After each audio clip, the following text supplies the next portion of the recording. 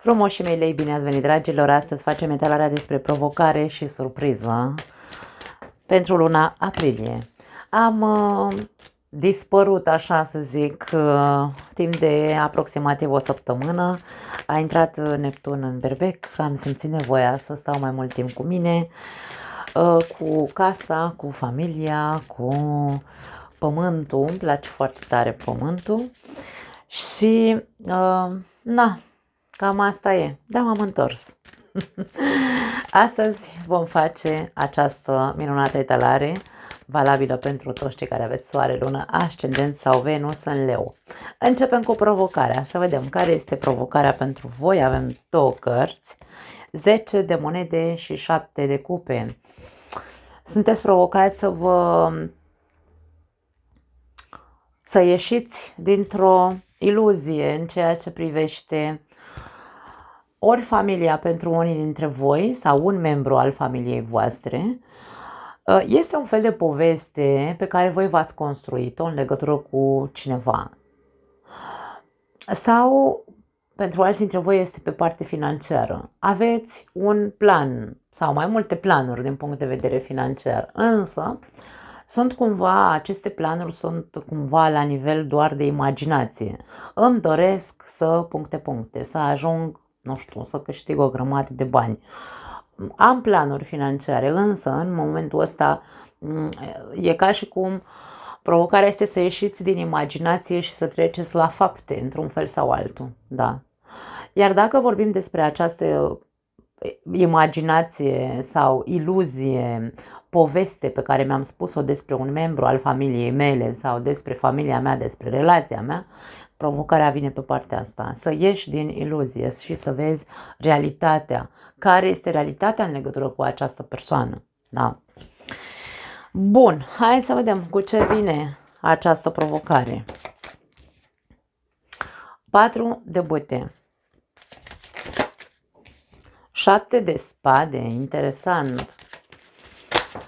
Autosabotaj foarte mult. 7 de monede, 7, 7, 7, ai foarte multe așteptări tu. Și as de bâte. La capătul cărților, regina de cupe. Acum, aș spune că este hai să spunem, o exagerare, mie vine să spun, a mediului iluzoriu. De ce spun exagerare? Pentru că, hai să zicem așa, prima variantă, dacă tu ți-ai făcut o poveste în capul tău în legătură cu familia ta sau cu un membru al familiei tale, această impresie sau această imagine pe care tu ți-ai făcut-o nu este una reală sau realistă. Da? De aia ești provocat să privești realitatea acelei situații, acelei persoane. Toate așteptările tale, într-un fel sau altul, te păcălesc. E ca și cum ai așteptări, dar acele așteptări sunt la nivel foarte interior, cu regina de cupe, nu le spui și e o alimentare cu păcăleală, într-un fel sau altul. Te alimentezi și realimentezi din acea poveste, din acele așteptări, care practic nu te lasă să vezi realitatea. Dacă tu ai acest membru al familiei tale, că e partenerul de viață, că e un părinte, că e un habar n-am, nu contează cine este, că e un șef, dacă vorbim de partea financiară, nu este realistă acea poveste din capul tău, ești provocat să vezi realitatea așa cum e, pentru că aici vorbim despre o relație apropiată, vorbim despre un potențial foarte mare pe care îl are această persoană în viața ta. Este o persoană probabil care ți-a oferit încredere, care te-a sprijinit, care există o conexiune bună între tine și această persoană. E ca și cum de ce vrei să strici ceva solid, foarte solid, doar pentru că tu ești poate într-o perioadă de sensibilitate emoțională sau probleme emoționale personale, îmi vine să spun aici cu regina de cupe, pentru că regina de cupe este de foarte multe ori reprezentată ca victimă. O persoană dependentă emoțional, o persoană care nu s-a maturizat emoțional sau nu și-a rezolvat probleme emoționale din trecut și are, regina de cupe, trăiește într-o bulă iluzorie, așteptându-se mereu numai de la trădări și așteptându-se doar la trădări și la dezamăgiri. Da? Pe când aici vedem o imagine foarte solidă, pe care realitatea este una foarte solidă, dar tu o ignori într-un fel sau altul pentru că te alimentezi din acea bulă despre care vorbeam și din acele așteptări pe care le ai în interiorul tău, excesiv, aș spune, și este un autosabotaj. În loc să te centrezi pe a vedea realitatea așa cum este, tu, într-un fel sau altul, preferi să trăiești într-o altă lume paralelă din punct de vedere emoțional, în legătură cu această persoană. Aici avem un as de bâte, ai toate șansele. Dacă privești această realitate așa cum este ea, ai toate șansele ca aici să se înceapă ceva nou în viața ta în legătură cu această persoană. Însă, aici nu mai este despre a fugi de responsabilități. 7 de spade este cartea fugitivului. Da, aici poți să ai tu câte așteptări vrei de la această persoană, dar atât timp cât așteptările sunt unele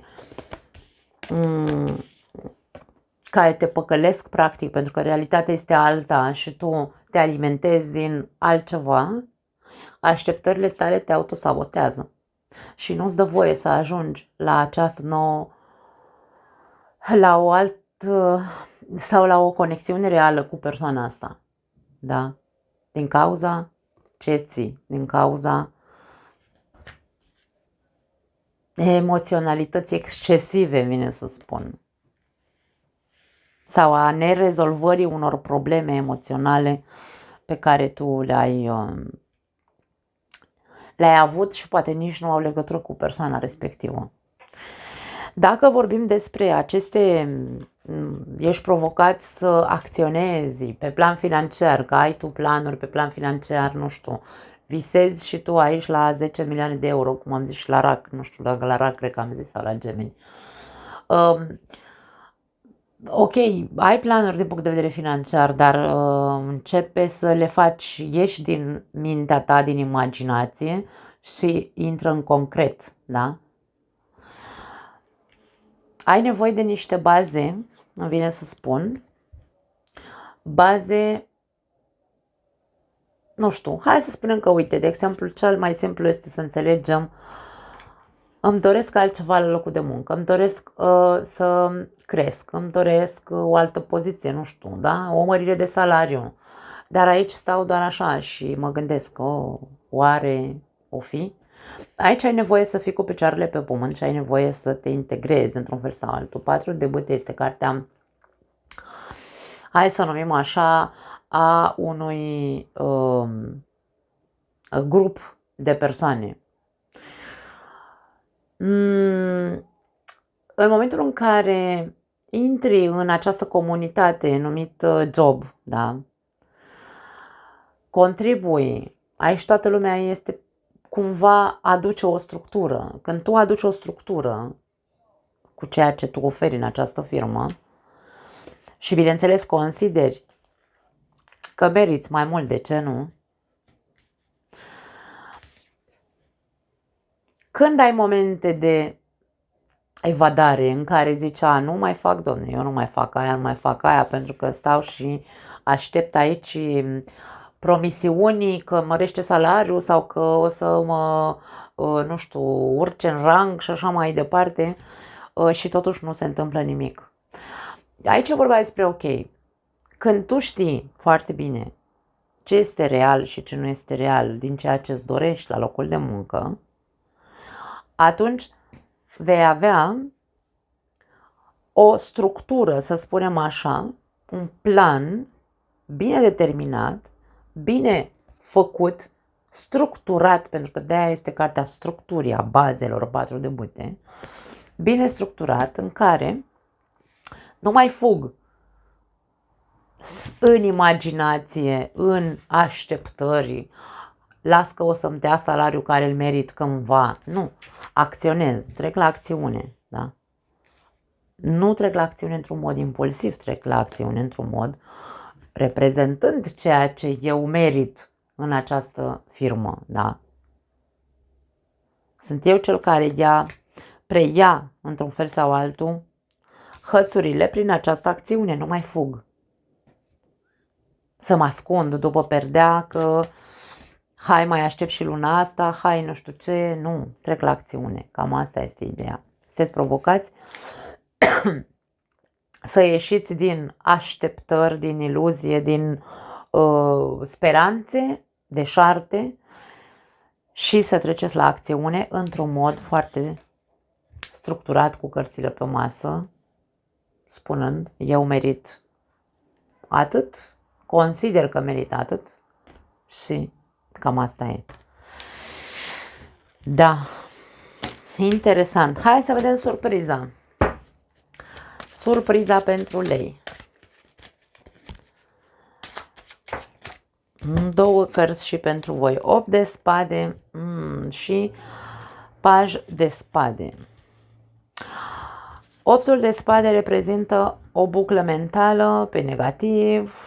Sunt între ciocan și nicovală din cauza unor informații. Surpriza vine pe partea de informații. Vin anumite mesaje care te vor pune într-un fel sau altul între ciocan și nicovală sau într-un șahmat. Nu te vei putea mișca o perioadă, nu din punct de vedere fizic, ci din punct de vedere psihic, pentru că avem spade. Na.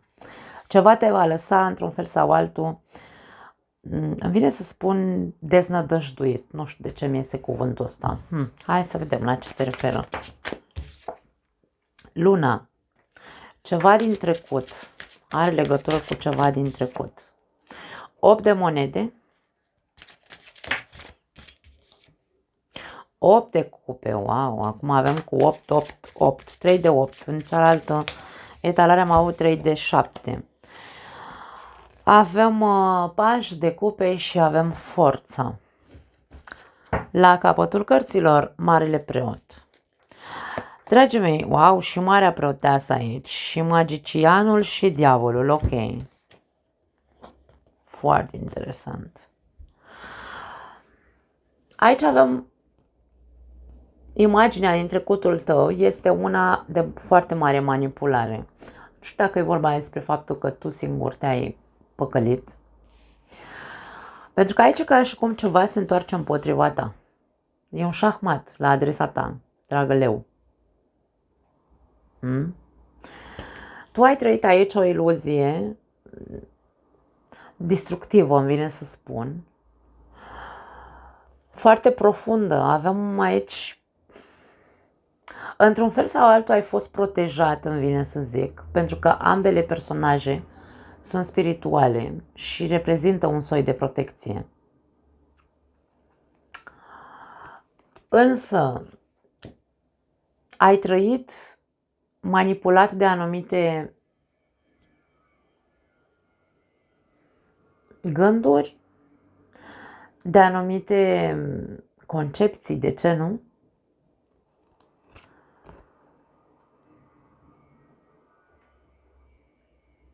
O chinuială interioară simt aici și profundă, foarte profundă. Da? Vii după o perioadă de chinuială profundă și care te-a ținut într-un continuu joc, îmi vine să spun un joc de, nu știu dacă poate să fie aici un joc de putere, poate să fie, pentru că magicianul are foarte multă putere să manipuleze toate energiile, indiferent că sunt negative sau pozitive. Te-ai fermecat, îmi vine să zic singur. De-aia vorbim de foarte multă iluzie. Magicianul ce face? Cu cărțile. Se joacă, da? Acum o vezi, acum nu mai vezi, cumva. Îți schimbă realitatea. Și realitatea ta a fost una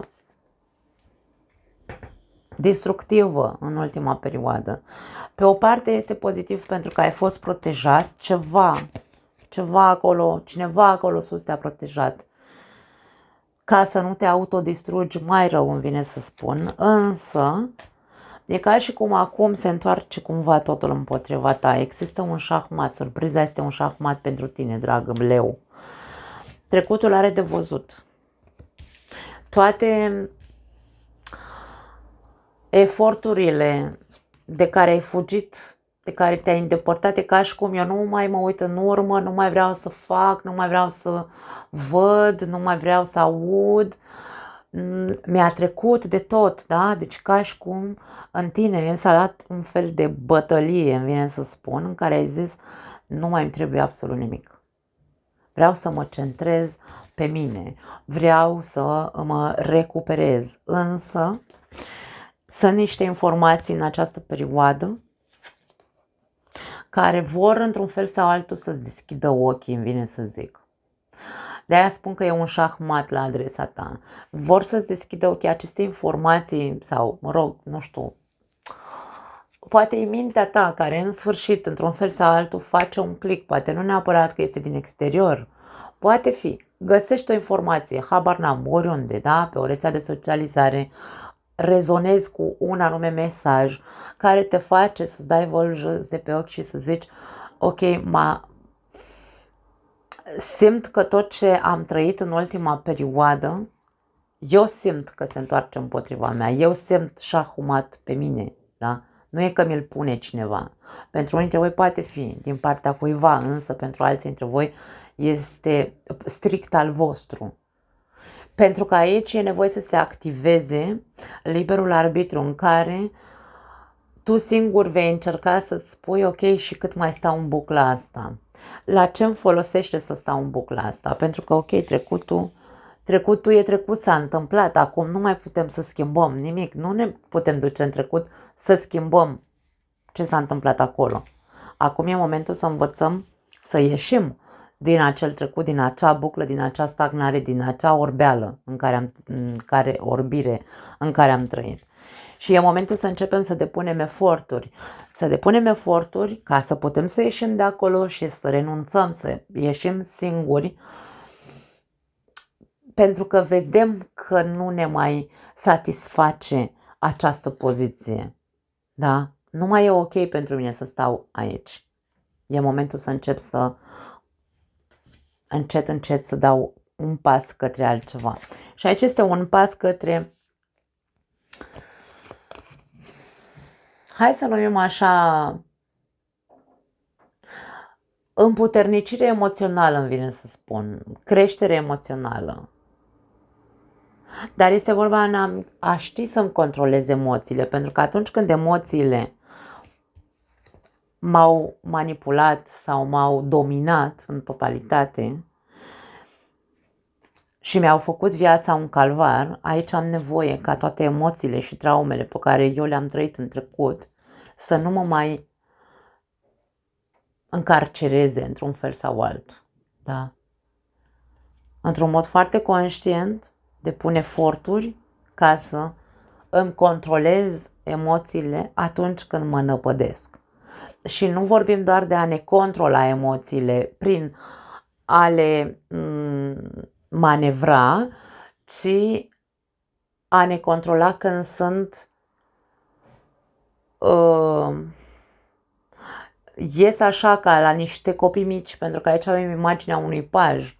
Este în momentul în care am zvâcul să spun ceva sau să mă plâng de ceva, pentru că aici cum avem imaginea copilului, copiii ce fac, mai ales să zicem așa, adolescenții. Nimeni nu înțelege adolescenții, ca și cum au luat o raznă, au nebunit, pentru că au emoțiile în corpul lor foarte, foarte date peste cap, da?